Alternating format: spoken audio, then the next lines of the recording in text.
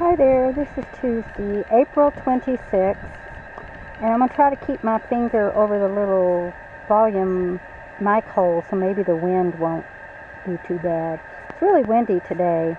We have a 70% chance of severe storms coming in this afternoon, so I walked up here to check on my little ants, and you can see they're busy.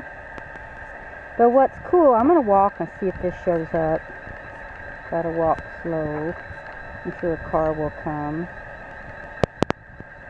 You can see that the ants are on a mission across this road. There goes the car. See, da da da da da da da da da. And then I got over here and I saw them. And where did they go? Now I can't see them. There was still oh, here we go. Here we go. Another car. They are not as in a formed line as they were a minute ago, but they're going off in this direction. So I don't know if they're just foraging for food or if they're moving their nest. So anyway, on April 26th, they're up to something.